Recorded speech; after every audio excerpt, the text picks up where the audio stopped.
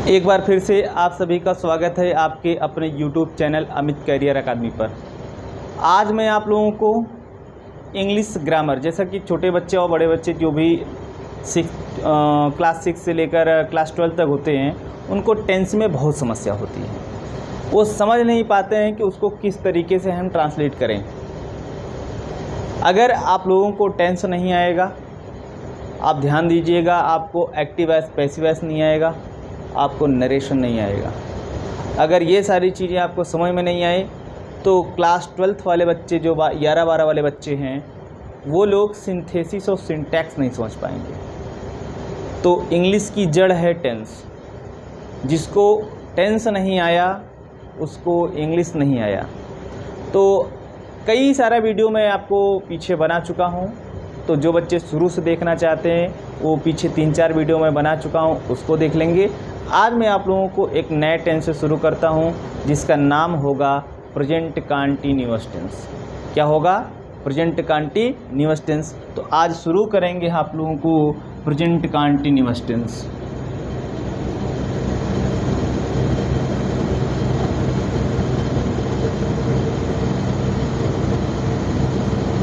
Present continuous tense, ठीक। इसका हिंदी मतलब होता है वर्तमान अपूर्ण काल। क्या होता है? वर्तमान अपूर्ण काल। ठीक है। अब हम कहेंगे सबसे पहली बात तो ये कि इसकी पहचान क्या है। आप कैसे पहचानोगे कि जो मैं वाक्य लिख रहा हूँ या जिस वाक्य का मैं ट्रांसलेशन कर रहा हूँ वो प्रेजेंट कंटीन्यूअस का है या नहीं है।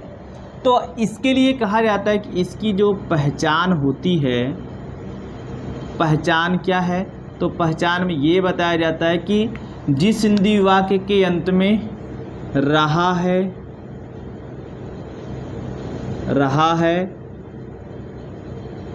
रही है या फिर रहे हैं, आदि शब्द आता है तो समझ लीजिए वहाँ पर कौन सा टेंस होगा? वहाँ पर प्रेजेंट कंटीन्यूअस टेंस होगा। क्या बोला हूँ? जिस हिंदी वाक्य के अंत में रहा है, रही है, रहे हैं आदि शब्द आए तो वहाँ पर प्रेजेंट कंटीन्यूअस टेंस होता है। जैसे कहा जाए वह पढ़ रहा है, वह पढ़ रहा है, तुम खेल रहे हो, तुम खेल रहे हो, सीता एक मधुर गीत गा रही है, सीता एक मधुर गीत गा रही है।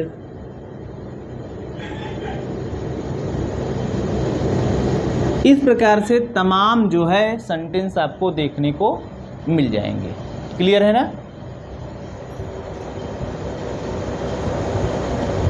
ठीक। अब हम चलते हैं इसके अनुवाद के नियम पर, ट्रांसलेशन के नियम पर। इसको किस तरीके से आप ट्रांसलेट करोगे। चलिए, कौन सा टेंस पढ़ रहे हैं आप? Present continuous. ध्यान दीजिएगा, इसका जो नियम होता है, इसका जो रूल होता है, तो रूल में हम आपको 3-4 रूल लिखवाएंगे। रूल में पहला वाला रूल होगा अफर्मेटिव का, दूसरा रूल होगा नेगेटिव का, अगला होगा इंट्रोगेटिव फर्स्ट का, और अगला होगा इंट्रोगेटिव सेकंड का, और अगला होगा इंट्रोगेटिव नेगेटिव का। एक साथ मैं आपको सब बता दूंगा। ठीक है। तो सबसे पहले हम क्या कहेंगे? अफर्मेटिव का जो इसका नियम होता है, सबसे पहले लिखा जाएगा सब्जेक्ट। क्या लिखा जाएगा? सब्जेक्ट लिखा जाएगा। इसके बाद इसमें हेल्पिंग वर्ब जो आएगा वो आता है इज, एम, आर। क्या आता है? Is, am, are. इसके बाद आता है वर्ब का फर्स्ट फॉर्म और इसमें आईएनजी लगा होना चाहिए। वर्ब के फर्स्ट फॉर्म में आईएनजी लगा होना चाहिए।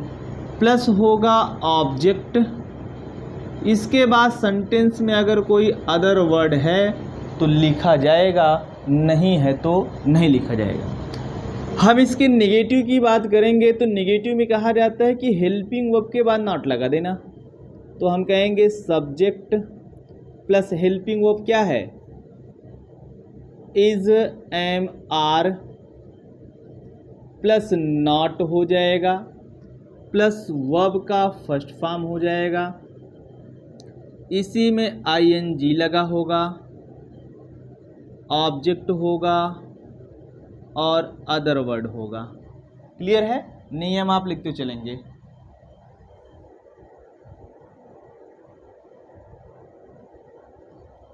ठीक, आगे हम कहेंगे, आगे जो होगा इंट्रोगेटिव फर्स्ट।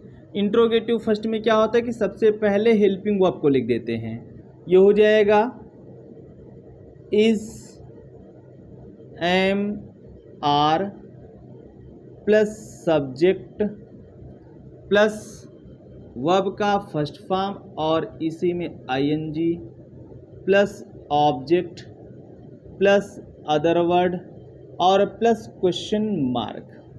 ठीक, इंट्रोगेटिव फर्स्ट का मतलब ये होता है कि जब वाक्य क्या से प्रारंभ हो, किससे प्रारंभ हो, क्या से प्रारंभ हो।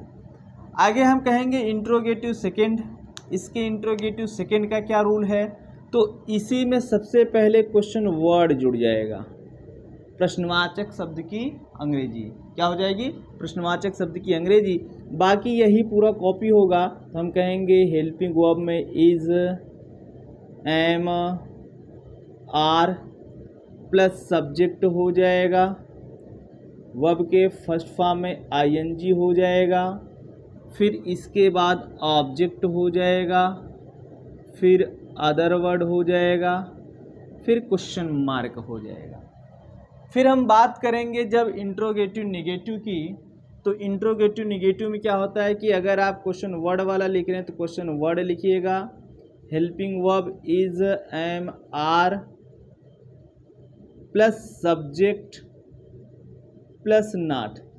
ध्यान दीजिएगा, जो आपका नेगेटिव सेंटेंस होता है, नेगेटिव में जो नॉट लगता है वो हेल्पिंग वर्ब के बाद लगता है, लेकिन जो आपका इंट्रोगेटिव है इसमें जो नॉट लगता है वो सब्जेक्ट के बाद लगता है, इस बात को याद रखिएगा।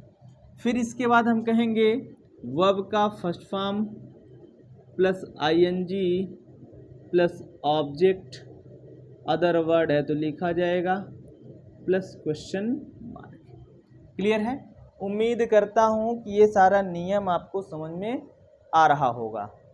अगर नियम सारा समझ में आ रहा है, रूल समझ में आ रहा है, तो ट्रांसलेशन करने में भी आपको कोई दिक्कत नहीं होगी, आप उसको भी आराम से कर ले जाओगे। जो बच्चे नहीं लिखे हैं वो कृपया स्क्रीनशॉट ले लेंगे, स्क्रीनशॉट ले लेते हैं तो फिर मैं आपको ट्रांसलेशन सिखा देता हूँ। ठीक, चलिए इसका मैं आपको एग्जाम्पल कराता हूँ।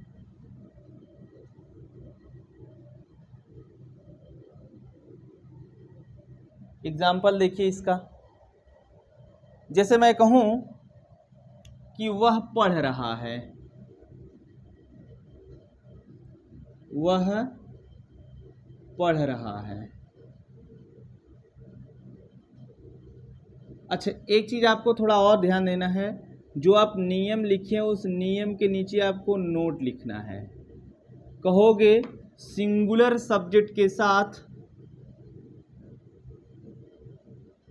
सिंगुलर सब्जेक्ट के साथ हेल्पिंग वर्ब जो लगता है वो इज लगेगा। किसके साथ? सिंगुलर सब्जेक्ट के साथ। सिंगुलर सब्जेक्ट का मतलब होता है एक वचन कर्ता, एक वचन कर्ता। एक वचन अगर सब्जेक्ट है, कर्ता है, तो सहायक क्रिया किसका प्रयोग करेंगे? इज का प्रयोग करेंगे। और सिंगुलर सब्जेक्ट में आता कौन कौन है? कहेंगे ही आता है, शी आता है, इट आता है, तथा एक नाम आता है। कोई भी आप नाम ले लीजिए किसी का, वो नाम भी एक वचन में माना जाएगा। क्लियर? फिर हम कहेंगे, अगर ये पहला वाला नोट आपने जान लिया, दूसरा वाला नोट जानिएगा। कहेंगे प्लूरल सब्जेक्ट के साथ, प्लूरल सब्जेक्ट के साथ जो हेल्पिंग वर्ब लगेगा वो आर लगेगा। क्या कि अगर सब्जेक्ट आपका प्लूरल होगा तो कौन सी सहायक क्रिया लगेगी, तो कहेंगे आर लगेगा। ठीक। अब प्लूरल सब्जेक्ट में कौन होगा, आई होगा, वी होगा, यू होगा, दे होगा, तथा दो या दो से अधिक नाम, दो या दो से अधिक नाम,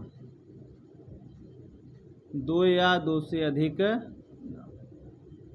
ठीक। लेकिन ध्यान रहे इसमें आपको आई को नहीं लेना है। ठीक है, किसको नहीं लेना है, इसमें आपको आई को नहीं लेना है। ठीक। हम कहेंगे तीसरा वाला नोट, हम कहेंगे केवल आई के साथ, केवल आई के साथ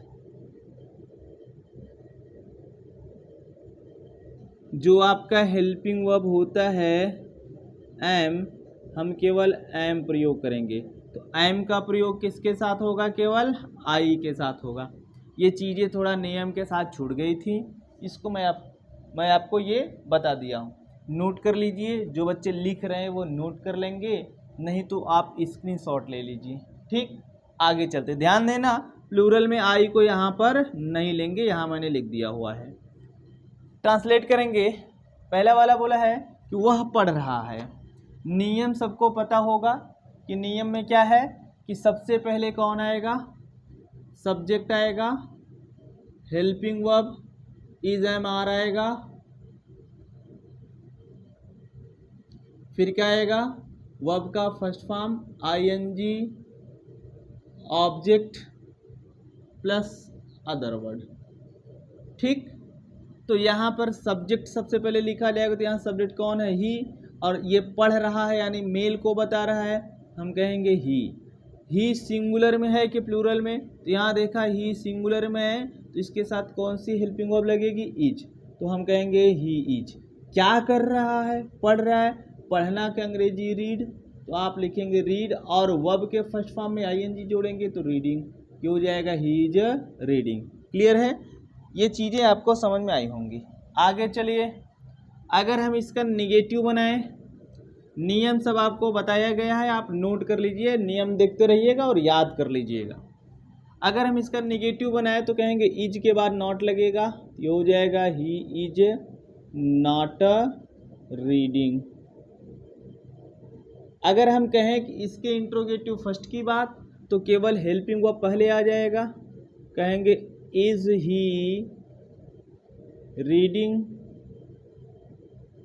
और यहाँ क्वेश्चन मार्क लग जाएगा। हम इंट्रोगेटिव की बात करें कि वह क्यों पढ़ रहा है या वह क्या पढ़ रहा है, तो क्या लगा के बना दो, तो इंट्रोगेटिव सेकंड में बताया गया कि सबसे पहले क्वेश्चन वर्ड आएगा, क्या पढ़ रहा है तो वाट लगा दीजिए, वाट, इसके बाद ये वाला कॉपी कर दीजिए, वाट इज ही रीडिंग। ठीक, सॉरी यहाँ पर क्वेश्चन मार्क लगेगा। अब इंट्रोगेटिव निगेटिव की बात करें तो कहता है कि सब्जेक्ट के बाद नॉट लगेगा। अब यहाँ कह दे वह क्या नहीं पढ़ रहा है, ऐसे नहीं, वह क्यों नहीं पढ़ रहा है, तो इसको वाई से बना दीजिए, why is he not reading, why is he not reading. Clear है, तो नोट कर लीजिए बच्चों, फिर आगे लेके चलते हैं।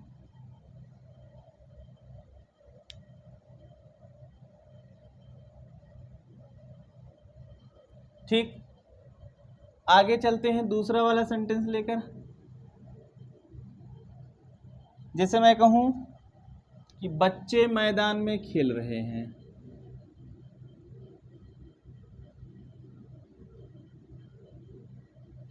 बच्चे मैदान में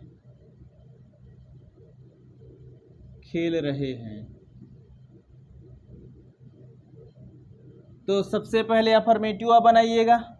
यहाँ पर कहेंगे बच्चे, तो बच्चा देखो होता है चाइल्ड, चाइल्ड मतलब बच्चा, और ये होता है सिंगुलर। लेकिन जब हम बच्चे की बात करें तो चाइल्ड का प्लूरल होता है चिल्ड्रेन। ये है आपका प्लूरल। क्या है? प्लूरल। इसका मतलब हो जाएगा बच्चे। ठीक, तो हम कहेंगे द चिल्ड्रेन, क्योंकि यहाँ पर बच्चे हैं, सब्जेक्ट बच्चे है। द चिल्ड्रेन क्या कर रहे हैं? पढ़ रहे हैं। तो सबसे पहले सब्जेक्ट आएगा, सब्जेक्ट के बाद helping verb is, am, are आएगा। तो चिल्ड्रेन प्लूरल है, प्लूरल के साथ कौन सा हेल्पिंग वर्ब लगेगा? तो आर लगेगा, जैसा कि आप नियम में पढ़े हैं। तो कहेंगे द चिल्ड्रेन आर क्या कर रहे हैं? खेल रहे हैं। वर्ब का फर्स्ट फॉर्म है आईएनजी लगा दो, तो इनका मेन काम क्या है? खेलना। The children are play, ING लगाएंगे तो playing. The children are playing, कहाँ खेल रहे हैं? मैदान में। आप कहोगे in the field, in the field. अब हम अगर इसके नेगेटिव की बात करें तो नेगेटिव में केवल आर के बाद नॉट लग जाएगा। क्या होगा? आर के बाद नॉट लगेगा। हम कहेंगे द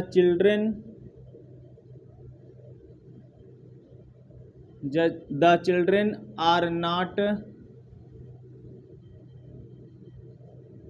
प्लेइंग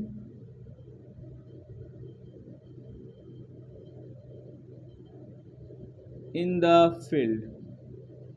दूसरा इंट्रोगेटिव, फर्स्ट की बात करूं तो केवल आर को पहले कर दीजिए। Are the children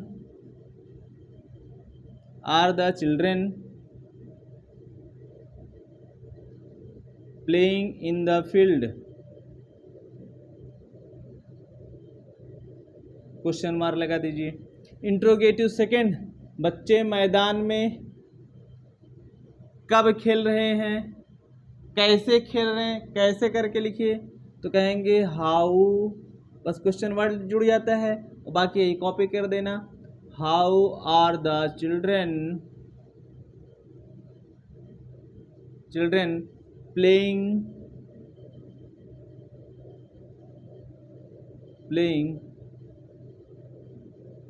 in the field. Clear है? तो अगर आपको इतनी बातें समझ में आई हैं तो आप लोग कमेंट सेक्शन में कमेंट करिए पहले। ठीक, कमेंट करिए, फिर आगे मैं आपको कुछ काम देता हूं करने के लिए। इसको नोट कर लीजिए, स्क्रीनशॉट ले लीजिए इसका। जैसा कि मैं आपको नियम बता चुका हूं, एक दो एग्जाम्पल बता दिया हूं, और मैं एक का लगभग 4 बनाया हूं, या किसी में एक का 5 बनाया हूं। तो मैं आप लोगों को होमवर्क दे रहा हूं। क्या दे रहा हूं? होमवर्क दे रहा हूं। जो नियम बताया हूं उसी नियम को अप्लाई करके आप ये होमवर्क करके, आपके पास जो कमेंट सेक्शन का ऑप्शन आएगा, आप सारे का सारा जो मतलब जितना भी है सभी के सभी को आप जो है कमेंट सेक्शन में कमेंट करोगे। क्लियर है? पहला वाला सेंटेंस क्या है कि पक्षियाँ आकाश में उड़ रही हैं। पक्षियाँ आकाश में उड़ रही हैं, इसका ट्रांसलेशन आपको करके मुझे बताना है। दूसरा है तुम झूठ बोल रहे हो। दूसरा क्या है? तुम झूठ बोल रहे हो। तीसरा है कि गीता एक मधुर गीत गा रही है। गीता क्या कर रही है? एक मधुर गीत गा रही है। अगला है कि शिकारी जंगल में शिकार कर रहा है। शिकारी जंगल में शिकार कर रहा है। अगला है कि पुजारी मंदिर में पूजा कर रहा है। पुजारी मंदिर में पूजा कर रहा है। क्लियर है? ये 5 सेंटेंस, 5 वाक्य का आप ट्रांसलेशन करके कमेंट सेक्शन में कमेंट करिएगा ज़रूर। दूसरी चीज़ ये, अगर आप लोगों को लगे कि हाँ क्लास आपको समझ में आ रही है, मेरा पढ़ाया हुआ आपको समझ में आ रहा है, तो आप लोग कमेंट सेक्शन में यस और नो, अगर समझ में आ रहा है तो ठीक यस करना, नहीं समझ में आ रहा है कोई दिक्कत नहीं, नो कर देना। ठीक, अगर लगे कि समझ में आ रहा है तो आगे क्लास को कंटिन्यू करने के लिए आप लोग चैनल को सब्सक्राइब ज़रूर करना, ज़्यादा से ज़्यादा लोगों को शेयर करना, जिससे उनको थोड़ा बहुत लाभ मिल सके। ठीक, तो आज की क्लास बस यहीं तक, आगे आप शेयर करेंगे तो क्लास मिलता रहेगा आपको। ठीक है, ओके।